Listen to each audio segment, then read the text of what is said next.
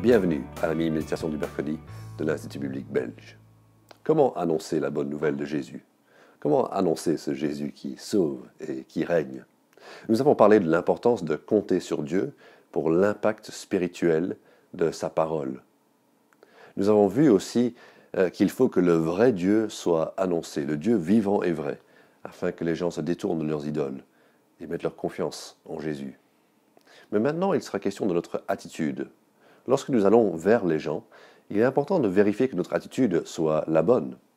Et encore une fois, l'apôtre Paul est un bon exemple pour nous, en 1 Thessaloniciens, cette fois au chapitre 2, versets 7 et 8.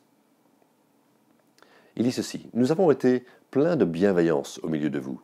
De même qu'une mère prend un tendre soin de ses enfants, nous aurions voulu, dans notre vive affection pour vous, non seulement vous donner l'évangile de Dieu, mais encore notre propre vie, tant vous nous étiez devenus chers. »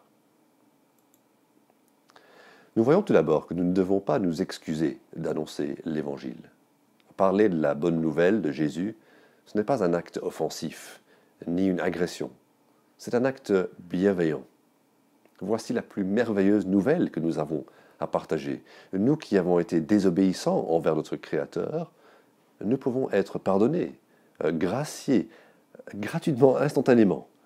Pas à nos frais, mais aux frais de celui qui s'est fait homme, est mort sur la croix et est devenu le sauveur de l'humanité. Je parle de Jésus. On ne doit pas s'excuser de vouloir en parler autour de nous. Un bénévole, par exemple, qui livre un paquet de nourriture ou des bouteilles d'eau dans une famine, ne s'excuse pas. Il le fait avec bienveillance, pour le bien de ceux qu'il sert.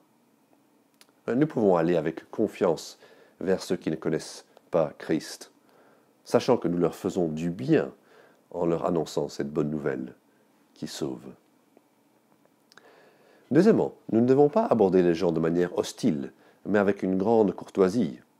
Je dis cela au cas où il y aurait une mauvaise attitude qui se glisse chez nous, peut-être à cause des réactions hostiles ou agressives que nous recevons lorsque nous évangélisons. Peut-être que ça se verrait dans notre façon de parler. Il ne devrait y avoir ni orgueil, ni colère, ni esprit compétitif chez nous. Nous ne sommes pas là pour prouver que nous sommes intelligents ou que nous ne sommes pas des idiots. Nous sommes là pour exprimer la bienveillance de Dieu. C'est Dieu qui veut le salut des uns et des autres. Et donc nous devons apprendre cette tendresse et cette compassion. Nous devrions être comme une jeune maman qui s'occupe d'un bébé, avec patience, avec bienveillance. Prions qu'il y ait cette vive affection chez nous, que nous soyons de plus en plus sous l'influence de la compassion de Dieu. Partageons notre vie quand nous parlons de l'Évangile, et que ceux à qui nous parlons sachent que nous les aimons.